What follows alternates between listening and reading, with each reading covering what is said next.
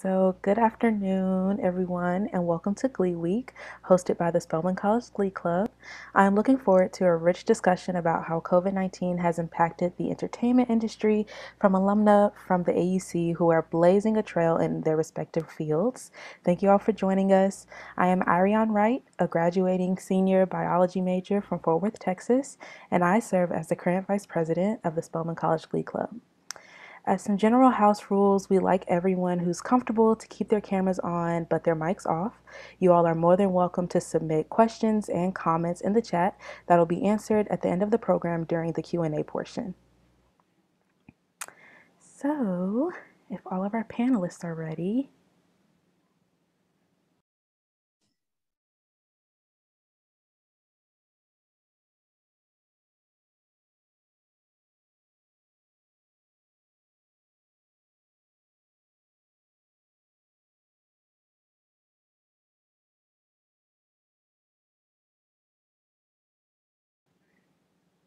okay.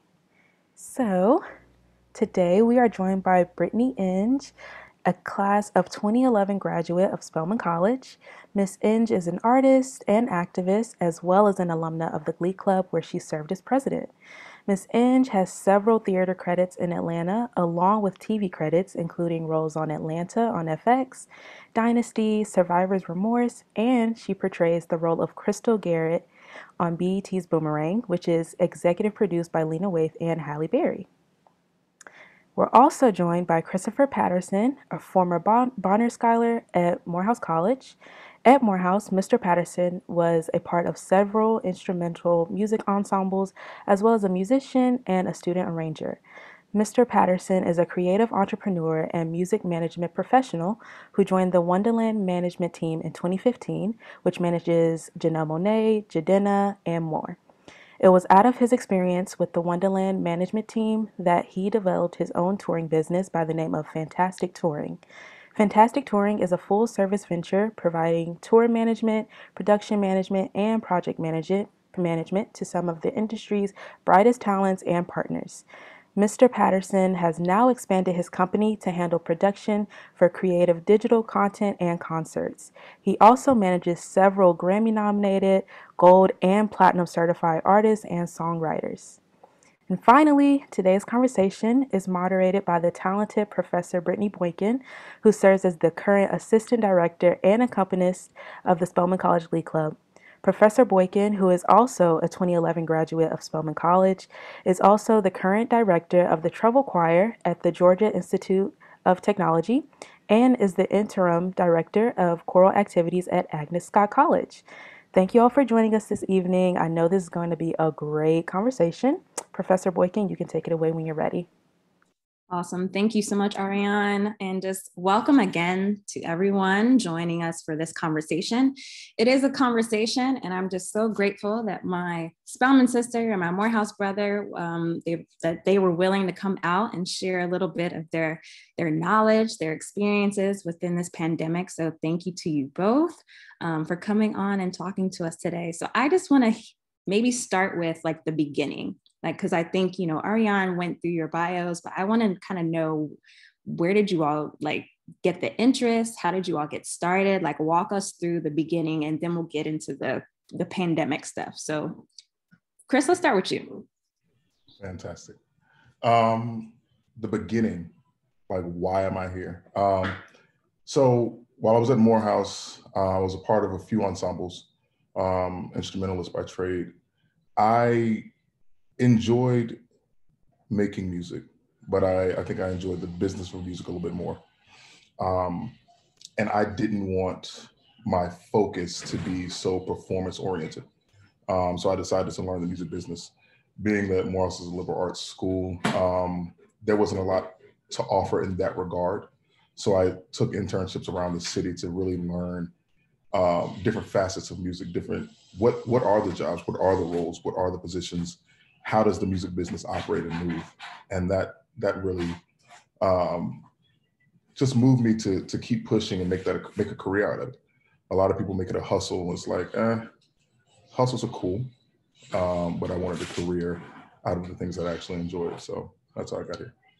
Hustle versus career. I'm gonna come back to that. Later. That's fine. Yeah. Brittany, let's hear from you. That was great, Chris. What a great answer. Yeah, why? Okay, how am I here? Let's see. Well, music was my first love, and I got my degree in music from Spelman, where I met all of my beautiful Glee Club sisters and fellow music majors, etc.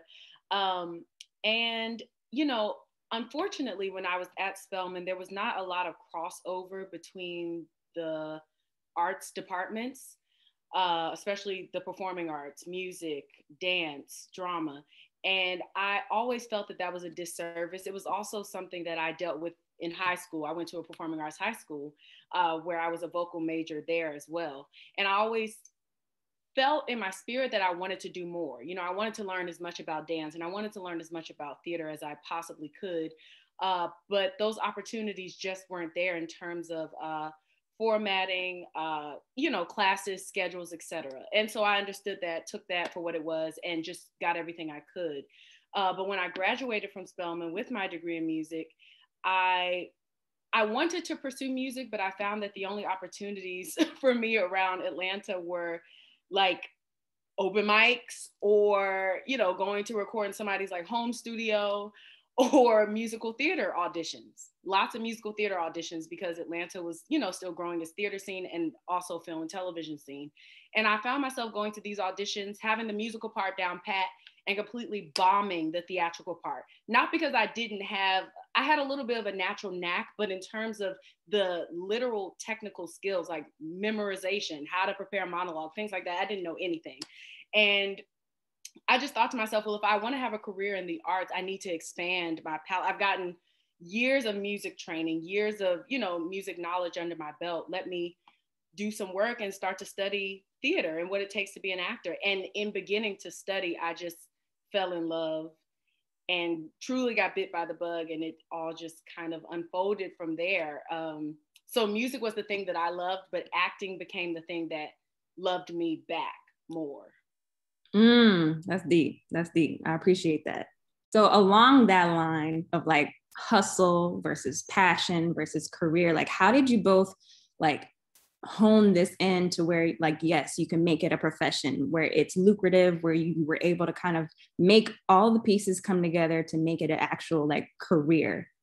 How did you make that versus hustle versus like career? Brittany, let's start with you. Okay.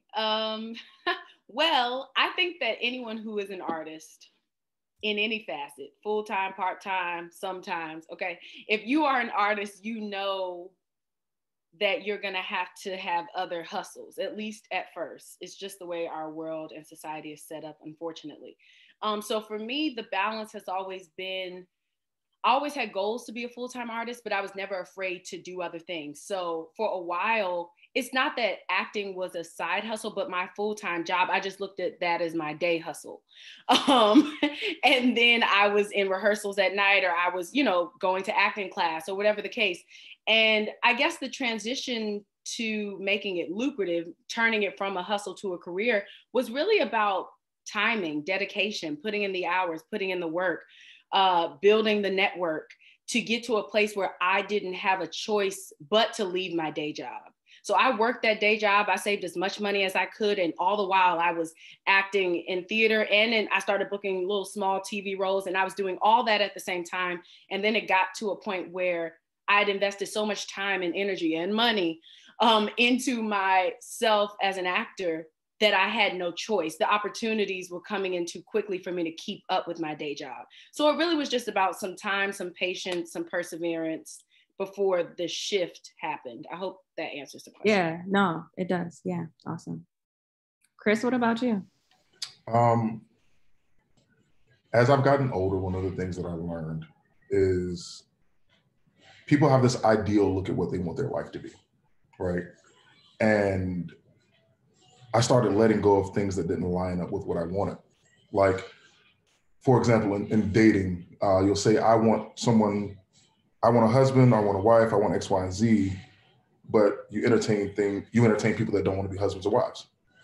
Same thing with your career. Like, I want to be a music professional. I want to be a professional in my field. I want these things.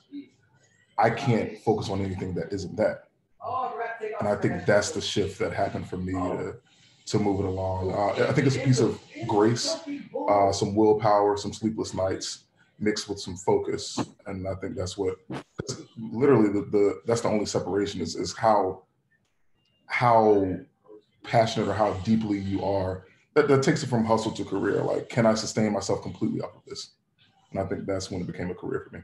Yeah.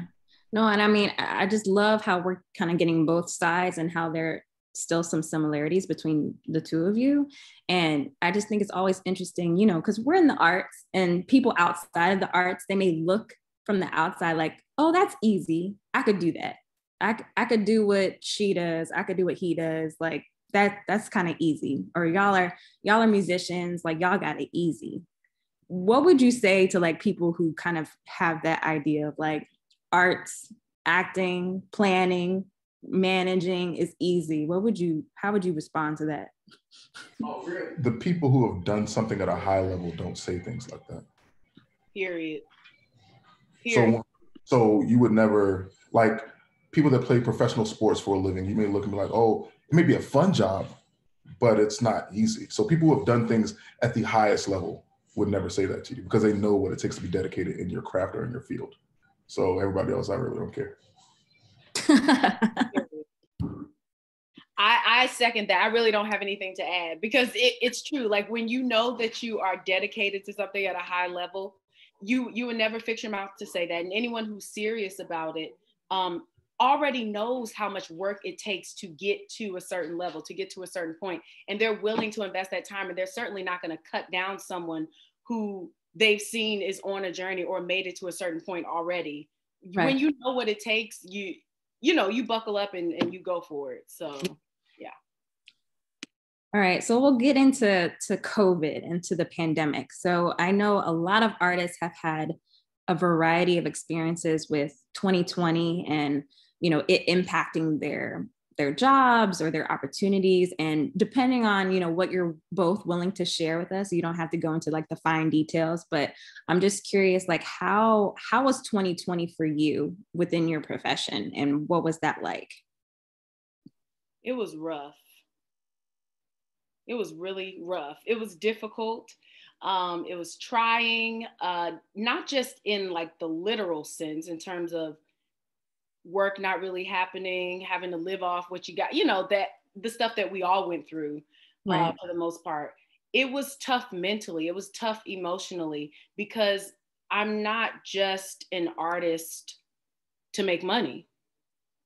Like that's honestly a secondary part of why I do this. It's nice, it's cute, but it's a secondary reason. I am an artist because it feeds me and because I have a passion about telling stories and impacting people and opening up people's minds with the stories that I tell. That's why I do this. So not being able to express myself in that way, not being able to share my art the way I wanted to, although I did have moments throughout 2020, those spurts, blessings of moments where I was able to be artistic. That was the biggest challenge for me personally. And so, yeah, I know that all we're speaking about is personally right now. In terms of the industry, that's something else. But yeah, it was tough. Yeah, no, that's real. In touring and in production and stuff like that, they say save before rainy. Like, touring is cool because you get to see the world and you get to make a good amount of money in a shorter time because you're working on 24-hour days, which is cool. And they always tell you to save before a rainy day. I didn't know it would be a rainy year, right? Like it was a long time. And if we're being personal, it's, you know, walking into a pandemic. And I think when the world started shutting down, I was actually at a show. We had a show in Atlanta and I had an artist, they were working, Ari Lennox was in Australia. And one of my partners on the team was like, we got to get out of here. And Baby Rose was in London. And they were like, show's canceled. They're shutting down. Delta's surging the prices on everything. And the show that we had just finished in Atlanta, NBA was canceled that same night. So I was like, oh, it's over. And I'm hearing all this, knowing in the back of my mind that I have twin daughters on the way. And I'm like, I don't know what this is. I don't know what this looks like. I don't know what's going on. I don't know what's next. I don't know what's happening. And I don't say out loud I was scared, but I was scared. I was like, all right, this is different. But I think I had to process all of those emotions. I had to be like, oh, fear is natural when you don't know what's coming. That's okay to be afraid. It's okay to be worried. Not for long though. Like, you still have to figure out your resilience and figure out how to make it happen. Just because, again, going back to that, like, I chose this career, I chose this path, like, make the most out of it. But it was personally, it was probably the scariest point in my career / adult life. Is like a long time, like not a moment, but like a period of like, I don't let fear in often, but it was like a fearful moment, a fearful period in my life. Because I didn't know what was next. Because I built my life around knowing what was next. Like, it's my job to know what's next. And now I don't know what's next. So, people that you work with or people that, confide in you, when are we going back? What's happening? What's going on? And you're seeing people losing their apartments, losing their cars, losing loved ones. And you try to remain thankful through it all, but there was just a strong period of uncertainty in an already whimsical career path. Like, music is finicky. It can be. So coupling that with a pandemic, and you'll see what people are made of, including myself. So yeah. The arts are finicky, and like what Chris was saying in terms of like, he has built his life around knowing what's next.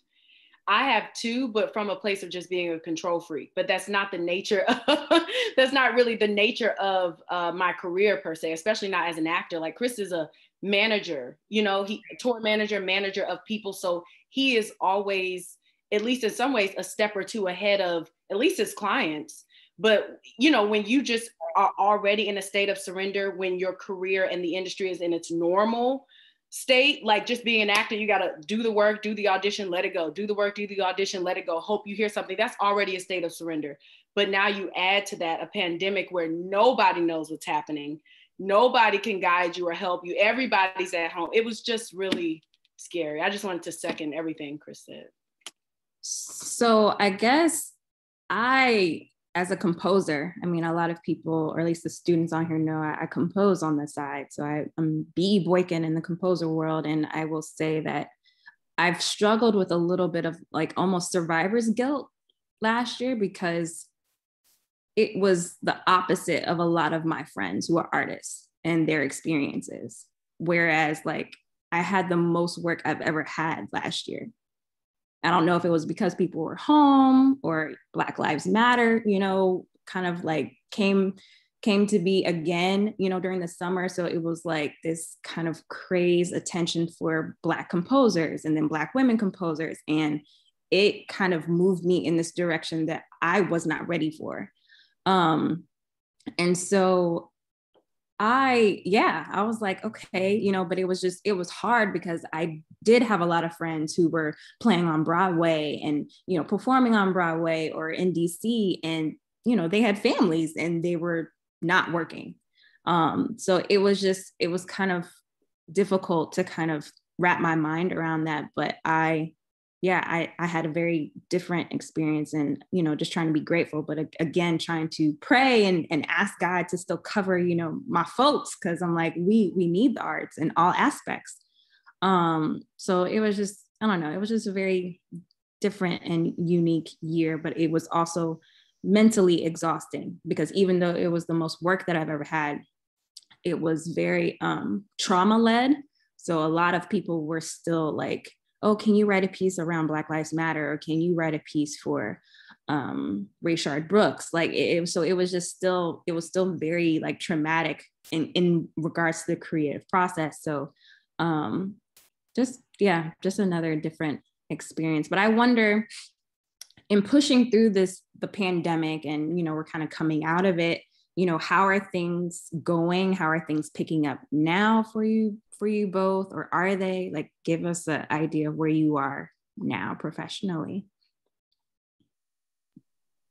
Things are, so as I was saying, like acting without a pandemic is still a challenging, uncertain career at times.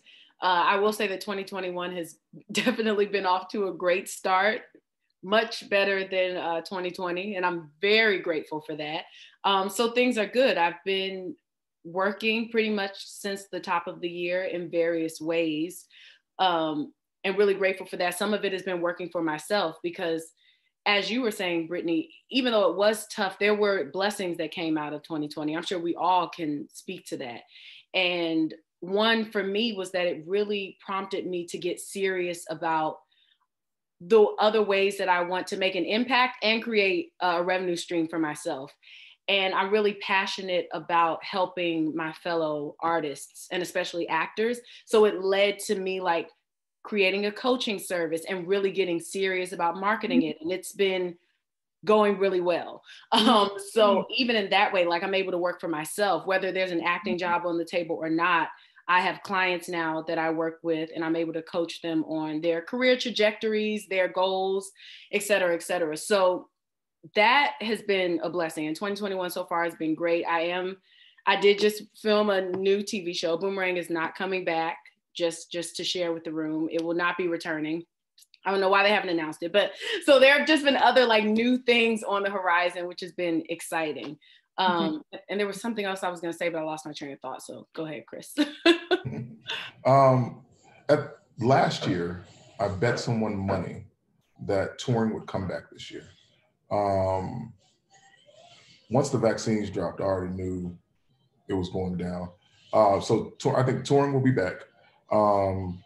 I charge the same for virtual shows as I do real shows. So if you want to do a virtual show, I will gladly produce it for you, but the price is the same. So that has been a good thing coming out of, there was a pivot there. Like, everybody, all these brands and all these people want to do like virtual concerts, but they wanted to be as engaging as a real concert. And it's not possible because that human emotion that you get standing next to somebody else at a show is completely different, but at least you can make it look good.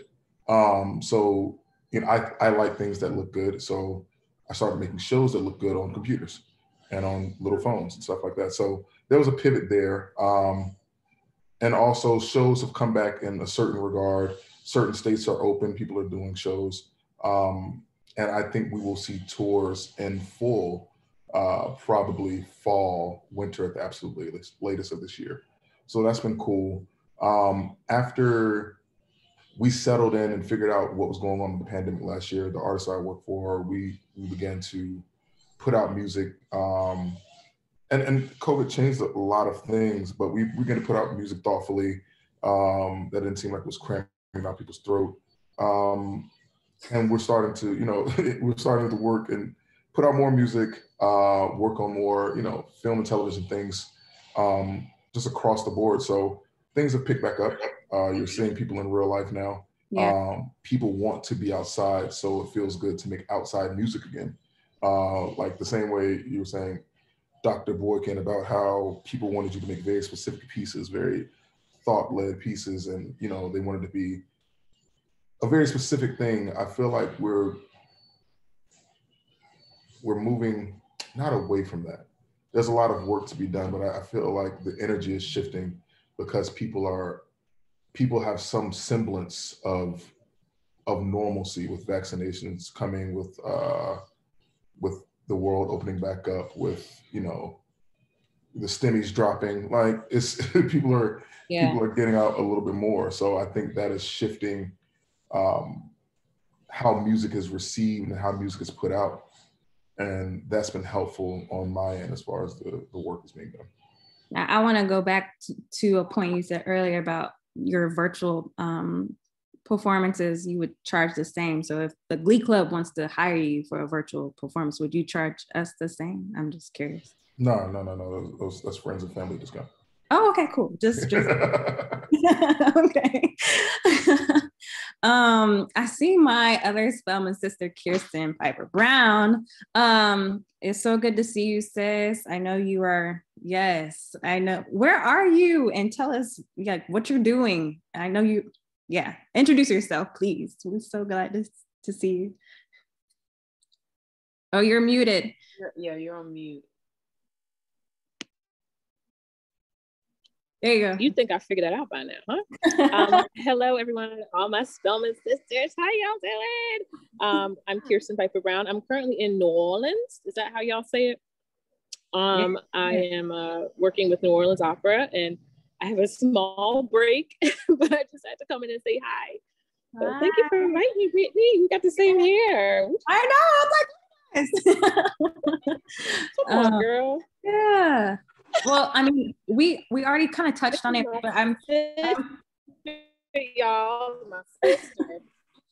So Kirsten, I wonder if you can tell us, like, really quickly before you have to go, like, how has it been, like, an opera singer, like performing, singing through the pandemic? What has it been like, you know, good and bad? I would say the good thing is I can stay home, I guess, if there is something to do. I don't have to, you know, well, I still have to I don't have to put on pants. But I still have to, you know, I have done some work with green screen. I staged an entire opera, Gluck's Orfeo, and I was Erudice, and I did have to, you know, costume myself at home and tape myself in front of a green screen. I would say, I guess that was the convenience. I didn't have to travel. I have 2 children. And so I was able to work and still help them with school and just be there at home with my family. I would say the hardest part, been a lot of hard part, learning all the technical things. I'm not a very technical person. How to use a microphone, what kind of microphone. Singing into the closet gets real old. And I would say that just in light of, you know, what's going on with people of African descent in America and all over the world, sometimes I felt it very hard to even just use my voice and to sing. And I'm sure felt the same way. That's been, you know, hard to do. There were some jobs that I had to turn down because I literally couldn't, I was there, but it just hurt me to use it. It hurt my, you know, emotionally. I just didn't feel up to performing and putting on a show, putting on a face. So I'll say that was hard as well. But I participate in virtual performances like the one we did, Yeah. I'm glad I got a chance to share your music and recital, so that was nice. Yeah, shameless plug. So it does make it a little more widely available. Yeah, Kirsten recently performed some of my music and it's just phenomenal. So it is coming, the video is coming. So yeah, thank you again, sis, for doing that. Yeah. So I'm curious, I want to know, like, what was the one major thing that you feel like you all learned coming out of 2020 into 2021 from this pandemic? The good thing that you learned, either about yourself, professionally, doesn't matter, but one thing. Everything's going to be okay. If I may speak again, I'll say that I was going to say I learned how to rest. Can you hear me? Yeah. I'm sorry. I think there's a huge lag on my end. Unfortunately, okay. I'm sorry about that. Go ahead. I would say that I learned a little bit more about resting.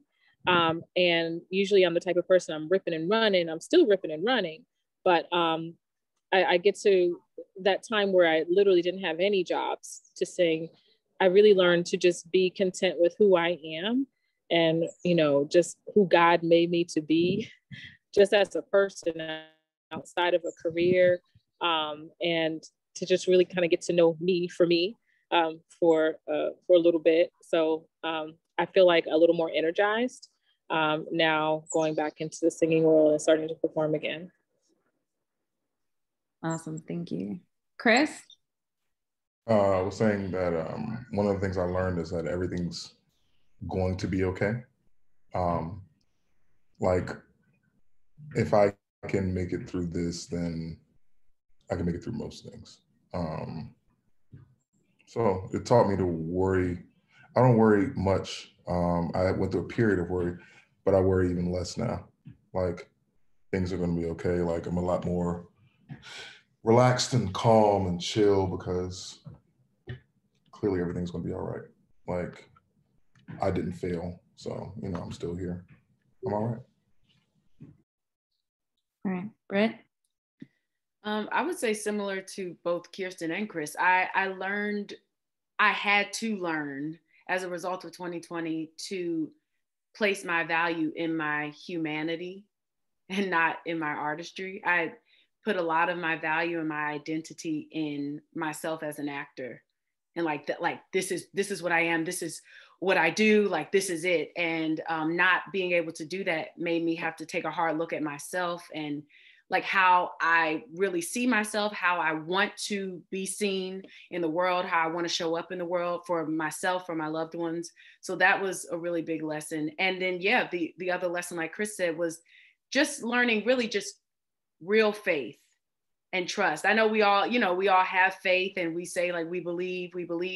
And I'm sure that we do on a certain level, but a test that big will really show you how deep and strong your faith is. So yeah, like similar to what a lot of you all have said, and even earlier, like for me it was just releasing control. Like I like to plan, I like to know what's coming, and then like to have a year like last year, I was like, oh, clearly not controlling anything. I don't know why I thought I did, but yeah, to be sat down in that way and just have no control, I was like, okay, this is definitely a lesson to learn. But there was also just a vulnerability and a moment of embracing like the good in that and not having the need or the want to control something. I'm like, yeah, this is also a good different.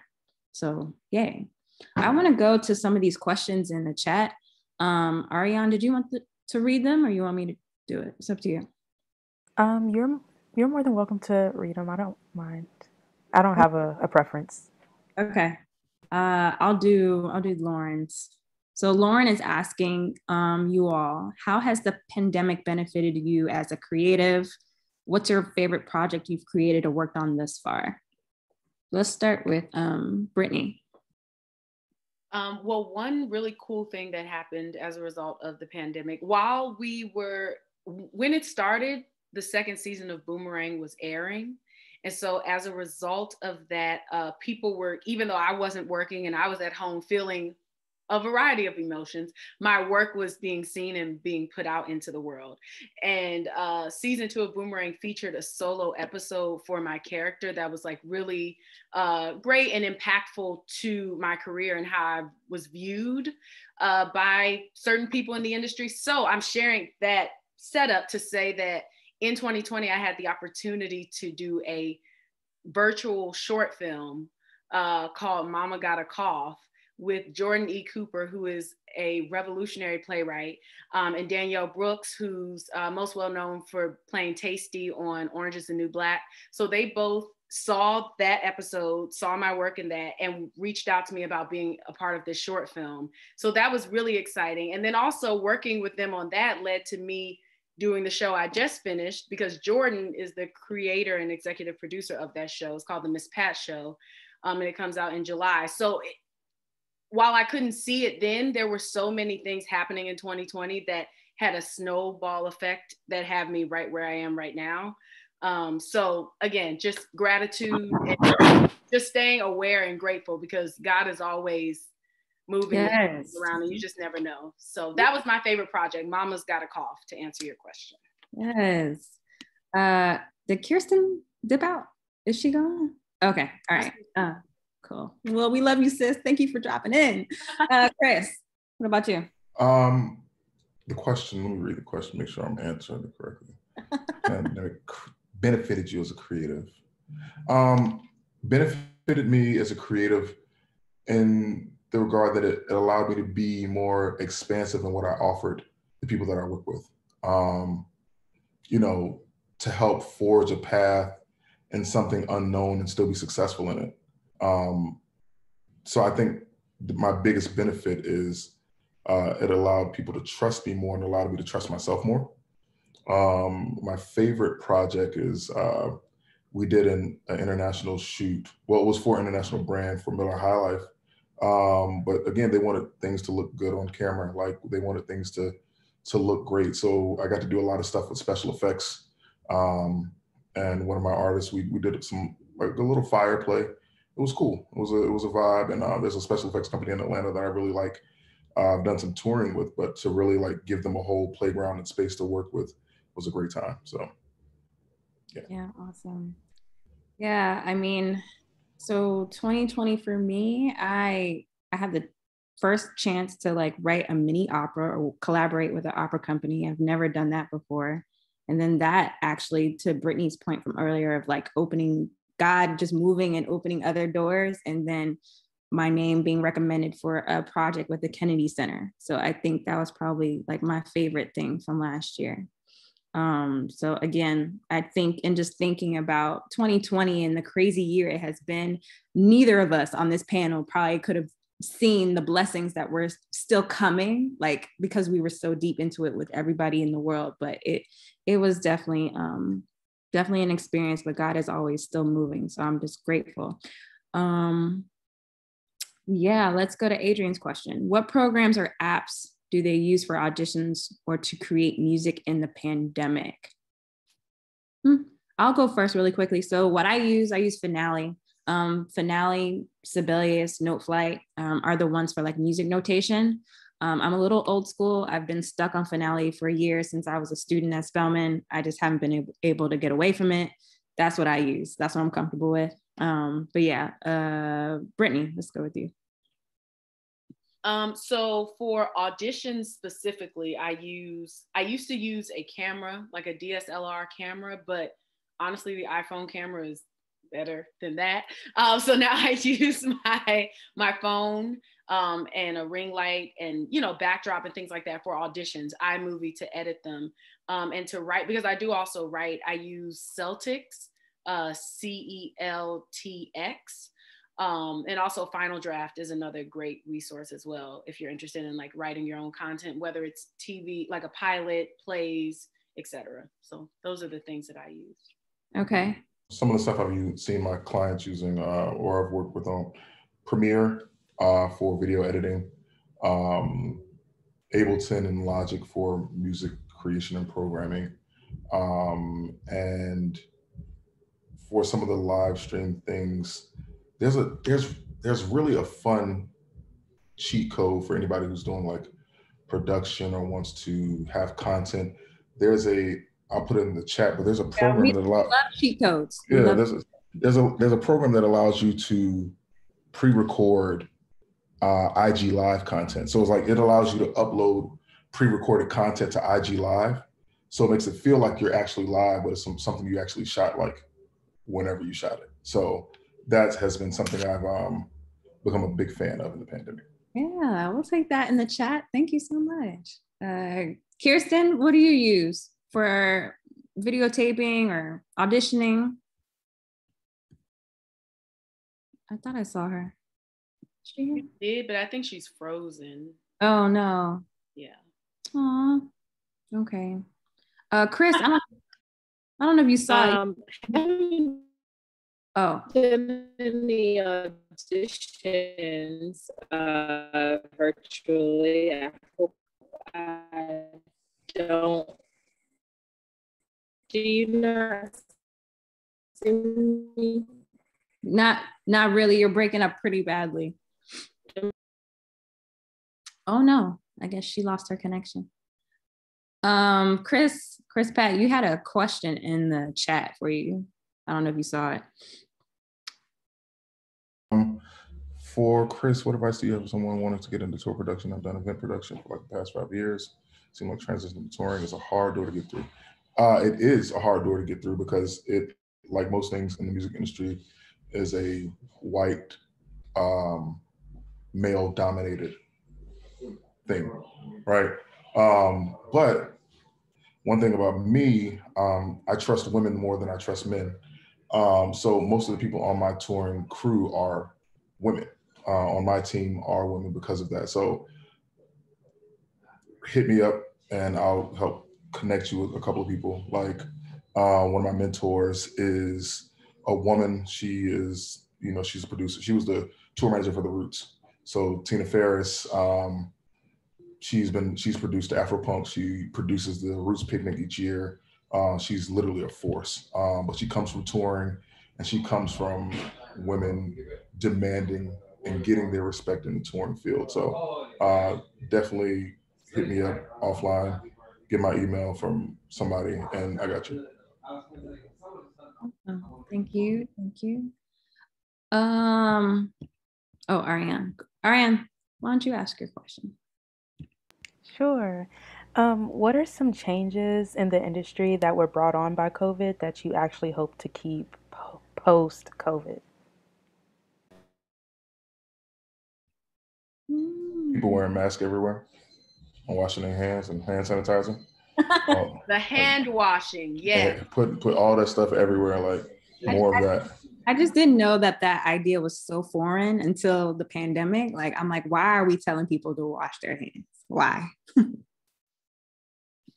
I think that's the hygiene for me, especially as an actor. Like, you have to be up on people sometimes, like whether they're playing a family member or a love interest or, all of that. And just cleanliness. Yeah, it's the hygiene for me, I would have to say. Yeah.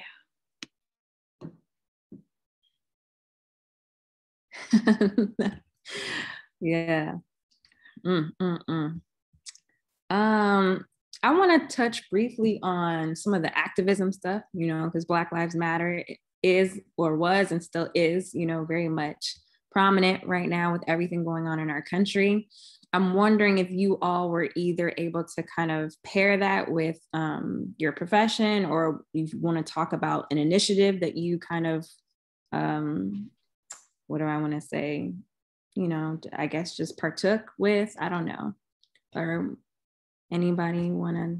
I think, it's interesting because when you shared earlier, Brittany, that when everything happened last summer with George Floyd's murder and everything that unfolded as a result of that, and you were saying that people were reaching out to you saying like, hey, can you make work around this?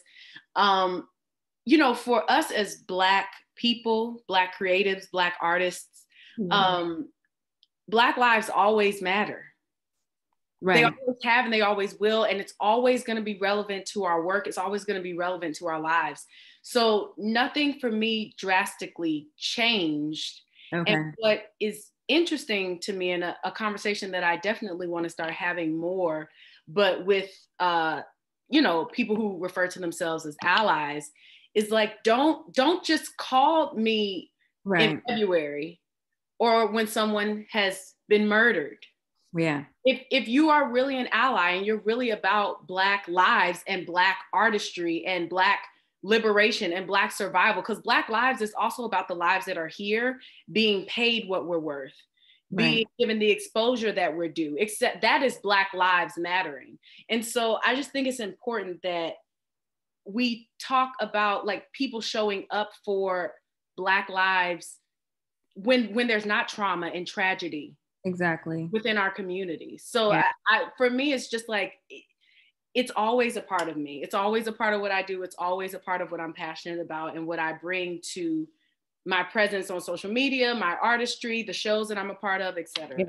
Yeah, no, absolutely. I mean, we talk about this a lot, like some of my composer friends, about, to your point, like, why do y'all program us in February and March and whatever like else? Or why do y'all always program us at the end? Because the spirituals are so fun and you want to close your concert with a fun song. Spirituals are not fun. Let's talk about the history.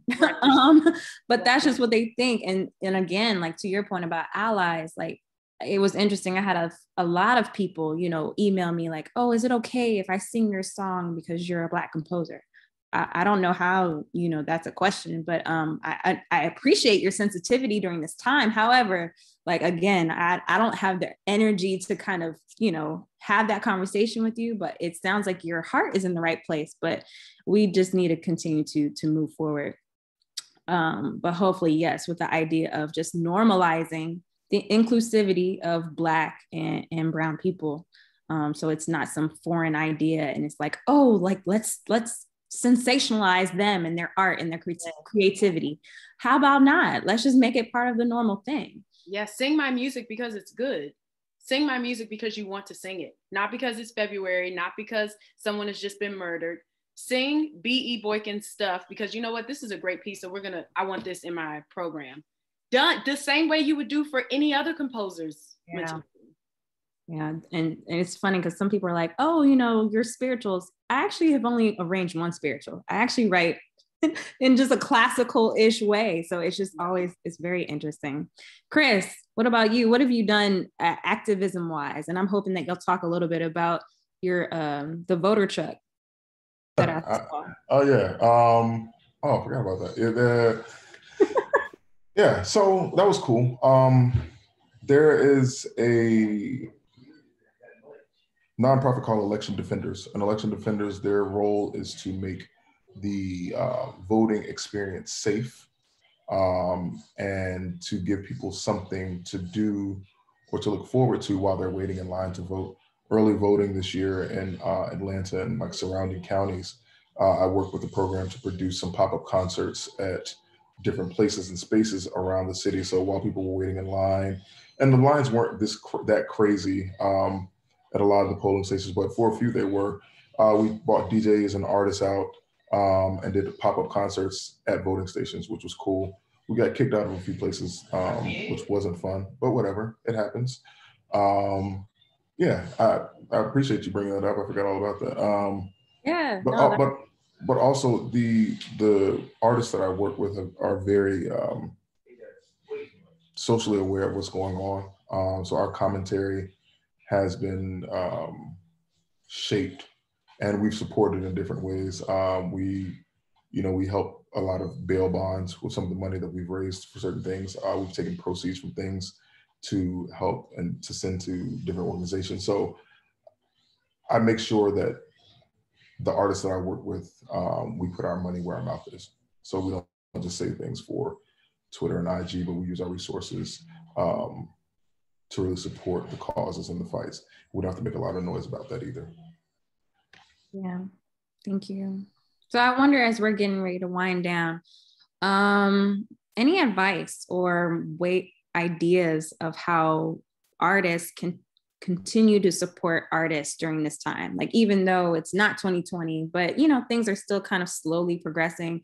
What are some suggestions that you have in order to support artists during 2021 as we kind of get out of this thing? Well, first I wanted to quickly ask Chris real quick. Did I hear you say you work with Ari Lennox? Yeah, I do her tour management. Well, Kiana now works with her from my team, but like I said, I have women on my team, so I think Kiana was the better fit. But I definitely did her first tour for her. I went to high school with Ari, so small world. I was just like, wait, okay. Yes, child. Small here at the lab with Ari and SCGC. That's what I hear. That's what I hear. Yes. Oh my gosh. I cannot deal with you. But yes, it's a very small world.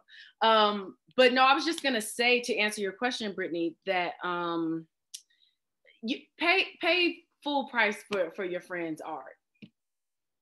Yeah, don't ask for a discount. Not trying to shade what you said earlier to Chris. I'm about to say, because that family discount from Chris Cat. I'm not trying to shade that.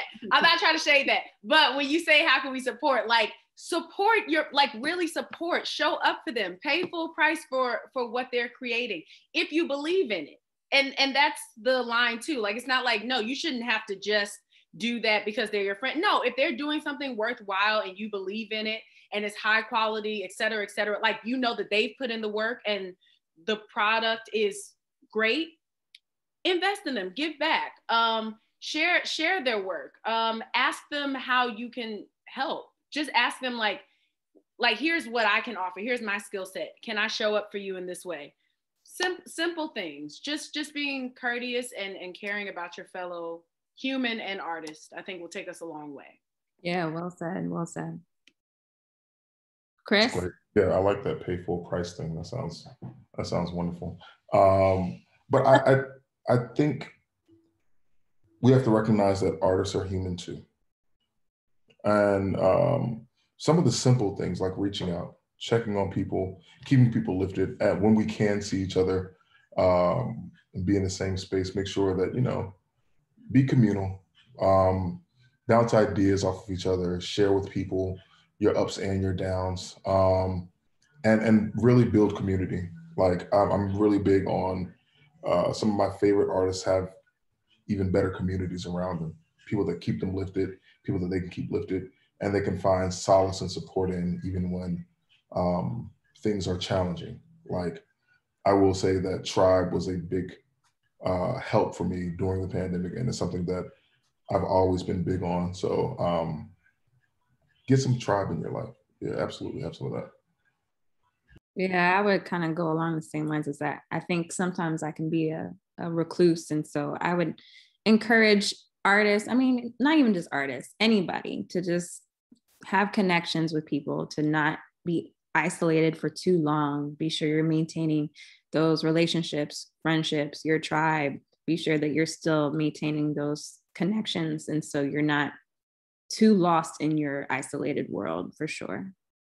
There was one more question in the chat, and then we're gonna kind of, balancing. What advice would you tell your Spelman Morehouse self? What advice? Ooh, yeah, I don't know. Let's see. Chris, let's start with you. Pass. This is not hypothetical. I'm kidding. Please drop the mic. Christopher, I'm kidding. Why we cannot go anywhere. Exactly.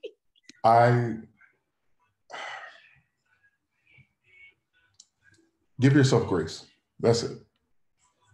I think I would, you know, I give myself a lot more grace now, but give yourself grace. Don't be so hard on yourself. And everything's gonna be okay, but also pass. So I'm going to second everything Chris said, ×2. And I would also add to it to remember that these 4 years will not define your life. They will impact your life. And that's a good thing. You'll learn a lot from the 4 years, but they will not define your life. There's life beyond this. There's a lot more to do, a lot more to see, and a lot more to be. Well said. I would probably say, trust the process. You don't have to always have everything figured out, and to trust yourself. More so, trust myself. Like, I knew that music was always my passion.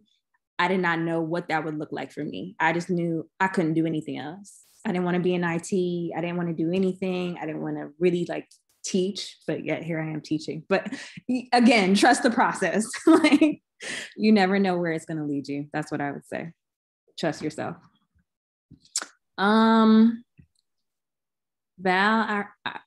Ariane, I think we're good. Yes, let's get a round of applause for our panelists. This is a really, really good panel. There was another question for our panelists. If you could drop your social medias in the chat so that our audience can follow you, and support you, and if you can share any other ways that the audience can support your work. Doing that right now.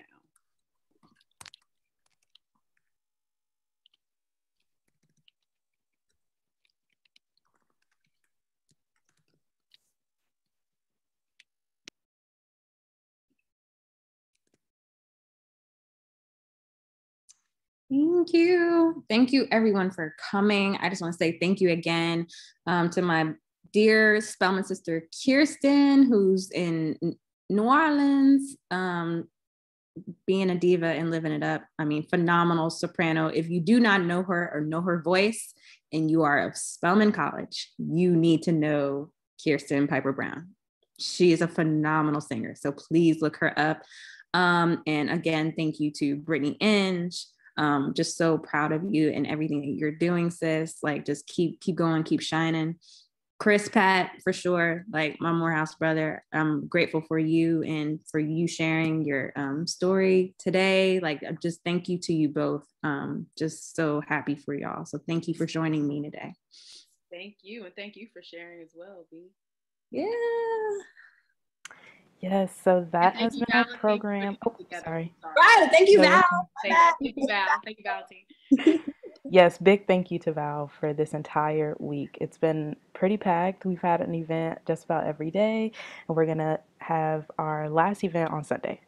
But yes, so this has been our program. This has been a really interesting and eye-opening conversation. I'm not even going into music, but music is one of my biggest passions. So it's really nice to hear about you all's experiences and that side of the industry. As someone going into science versus entertainment, I really like hearing things from like another perspective because I know things have been challenging in every industry since COVID started, but I really loved hearing about everything you all have learned. You all definitely dropped a lot of gems that are applicable to people in all industries. So, thank you all again for joining us. Also, thank you to everyone who tuned in and is attending today.